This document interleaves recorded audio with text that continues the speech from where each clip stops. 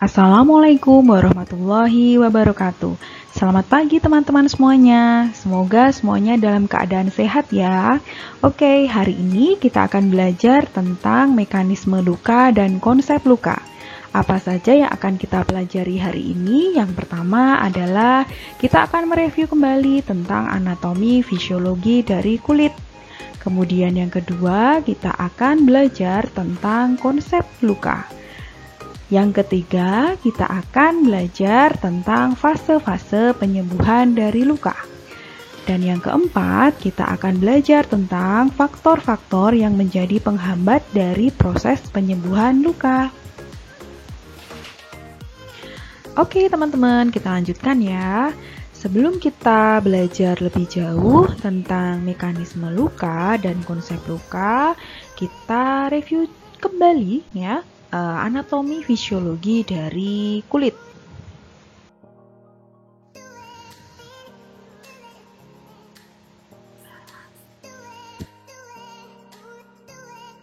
Kulit adalah organ terbesar dari tubuh kita, bersama dengan rambut, kuku, ya, kelenjar tubuh dan syaraf. Struktur kulit manusia membentuk sistem integumen, yakni sebuah sistem yang membungkus dan melindungi bagian dalam tubuh. Nah, seperti kita tahu ya teman-teman, seluruh permukaan tubuh kita ini ditutupi oleh lapisan pelindung yang disebut sebagai kulit. Mulai dari kepala, wajah, tangan, hingga telapak kaki dilapisi oleh kulit. Karena menjadi lapisan dan perlindungan terluar dari tubuh, maka kalau kita terjatuh atau tergores ya, kulit akan menjadi bagian pertama yang mengalami luka.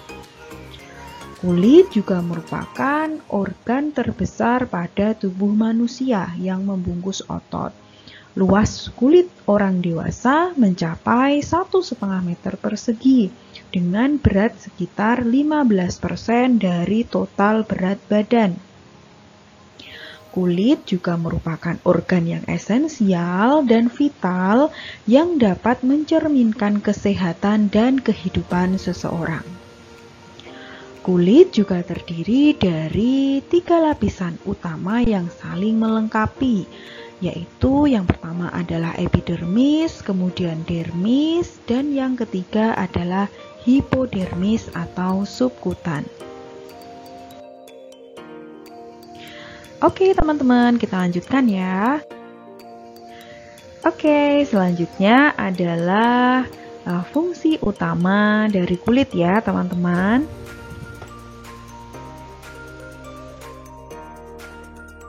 Selanjutnya ya, kita ke fungsi utama dari kulit ya teman-teman ya. Fungsi utama dari kulit yang pertama adalah proteksi, kemudian sensasi, termoregulasi, metabolisme, dan ekskresi. Oke, kita bahas satu-satu ya teman-teman ya. Yang pertama adalah proteksi ya. Proteksi di sini adalah melindungi tubuh manusia.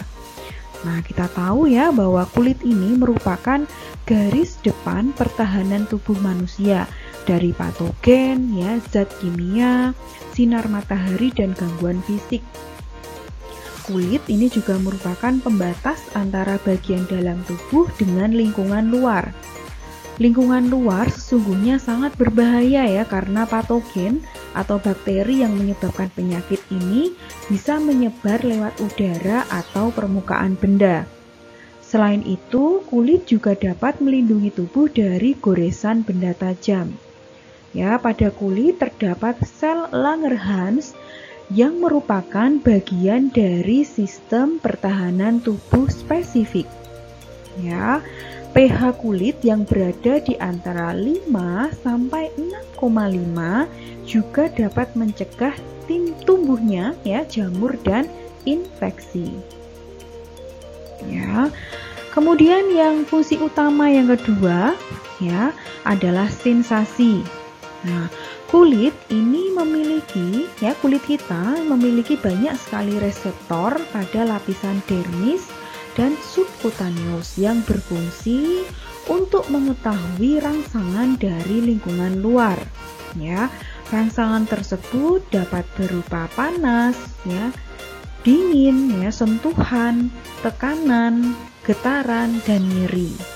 Nah, rangsangan tersebut dikirim dan diolah oleh sistem saraf pada manusia dan menghasilkan sebuah respon. Selanjutnya, fungsi utama kulit yang ketiga adalah termoregulasi, ya, atau pengatur suhu tubuh. Kulit mengandung darah lebih banyak dari yang diperlukan yang dapat mengatur energi yang hilang karena radiasi, konveksi, dan konduksi. Ya, jika suhu lingkungan panas, pembuluh darah akan melebar. Nama lainnya adalah vasodilatasi untuk meningkatkan perfusi dan pendinginan tubuh. Ya, kemudian sedangkan apabila suhu lingkungan dingin, maka pembuluh darah akan menyempit. Ya, nama lainnya adalah vasokonstriksi untuk menurunkan aliran darah pada kulit dan menjaga panas tubuh. Fungsi dari kulit, ya, fungsi dari utama kulit yang berikutnya adalah metabolisme. Ya, di sini maksudnya adalah kulit dapat mensintesis vitamin D, ya, dengan bantuan paparan sinar UV pada kulit, ya. Vitamin D ini sangat bermanfaat untuk pertumbuhan tulang, ya, karena dapat membantu penyerapan kalsium ke pembuluh darah. Ya, kemudian fungsi utama kulit yang terakhir adalah ekskresi, ya. Ekskresi, teman-teman, ya, di sini maksudnya adalah kulit merupakan salah satu dari 4 sistem ekskresi pada manusia. Ya, jadi kulit ini mengekskresi keringat di kelenjar keringat yang mengandung urea, ya. Jadi selain urea, keringat juga mengandung asam urat, amonia, ya, dan NaCl. Kulit mengeluarkan sekitar 1 liter keringat setiap hari melalui pori-pori kulit, ya. Keringat yang keluar pada kulit juga berfungsi sebagai pengatur suhu. Oke, teman-teman, selanjutnya adalah struktur kulit.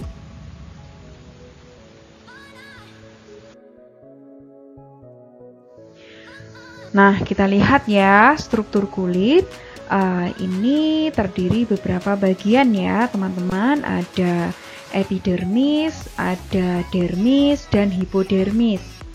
Nah, kita lihat dulu yang epidermis nih. Apa sih sebenarnya ya epidermis itu, ya?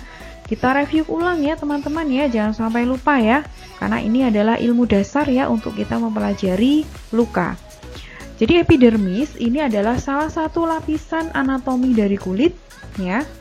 Jadi ini merupakan struktur kulit terluar pada tubuh manusia dan selalu mengalami regenerasi karena peluruhan sel-sel kulit matinya setiap hari. Nah, perlu diketahui bahwa manusia menghasilkan sekitar 500 juta sel kulit mati setiap harinya yang menyebabkan lapisan kulit paling luar ini dipenuhi oleh 25-30 lapisan kulit mati. Nah, disinilah fungsi epidermis bekerja. Ya, jadi fungsi epidermis ini adalah satu, membentuk sel-sel kulit baru, kemudian memberikan warna pada kulit, ya, kemudian melindungi lapisan kulit di bawahnya. Kemudian struktur kulit yang kedua adalah dermis, ya, teman-teman, ya. Dermis ini adalah lapisan kulit yang berada di bawah epidermis. Ya, dermis ini juga merupakan lapisan kulit yang paling tebal, ya, karena terdapat pembuluh darah dan syaraf, kemudian kelenjar keringat, kemudian kelenjar minyak, ya, atau istilah lainnya kelenjar sebasea, ya, folikel rambut hingga saluran limfe. Lapisan kulit dermis sebagian besar terdiri dari sejenis protein yang disebut dengan kolagen. Nah, fungsi dari kolagen ini adalah membuat kulit kita itu terlihat kenyal, ya, dan kencang. Nah, itu ya. Jadi ada berbagai macam nih fungsi dari dermis ini apa sih sebenarnya? Ya, yang pertama adalah merasakan sakit ya dan sentuhan, kemudian memproduksi keringat dan minyak, kemudian menumbuhkan rambut, ya, kemudian mengalirkan darah yang menutrisi kulit, kemudian melawan infeksi. Nah, itu adalah fungsi dari dermis. Selanjutnya adalah struktur kulit yang ketiga, yaitu adalah hipodermis ya, nama lainnya adalah lapisan subkutan. Nah, hipodermis ini adalah lapisan kulit yang paling bawah ya teman-teman ya, atau yang paling dalam ya. Jadi pada lapisan subkutan itu terdapat jaringan lemak, kemudian jaringan penghubung dan elastin. Elastin ini adalah sejenis protein yang membantu jaringan kulit kembali ke bentuk semula setelah mengalami peregangan. Nah, fungsi dari lapisan lemak pada hipodermis ini adalah untuk melindungi tubuh dari panas dan dingin, kemudian sebagai cadangan energi, kemudian sebagai bantalan yang melindungi tulang, otot, dan organ yang ada di dalam tubuh. Nah, selain mengandung lemak, di lapisan kulit hipodermis ini juga terdapat pembuluh darah. Oke, gitu ya teman-teman ya. Jadi, selain dipahami apa saja struktur kulit, itu bagian-bagiannya juga harus diketahui macam-macam dari fungsi masing-masing struktur kulit tersebut. Oke, next selanjutnya adalah konsep luka ya teman-teman ya.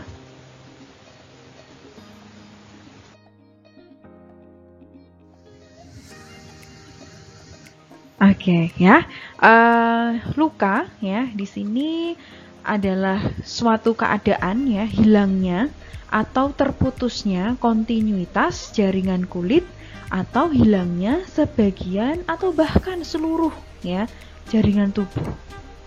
Oke, itu ya. Selanjutnya adalah jenis luka ya, teman-teman ya.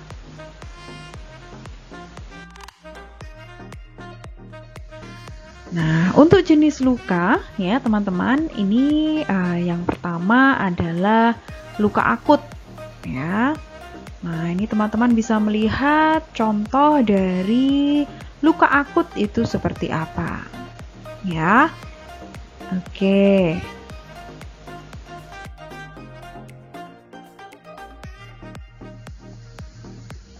Oke, luka akut ya teman-teman ya. Luka akut kita lihat pengertiannya di sini adalah luka yang proses penyembuhannya sesuai dengan fisiologis penyembuhan luka.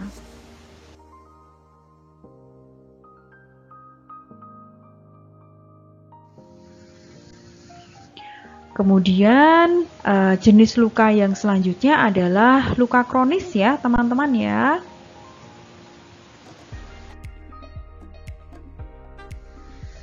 Nah, kalau luka kronis, nah contohnya adalah seperti ini ya teman-teman ya. Terlihat jelas sekali perbedaannya dari yang tadi ya luka akut, kemudian kondisi luka kronis itu seperti ini. Nah, apa sih sebenarnya luka kronis itu?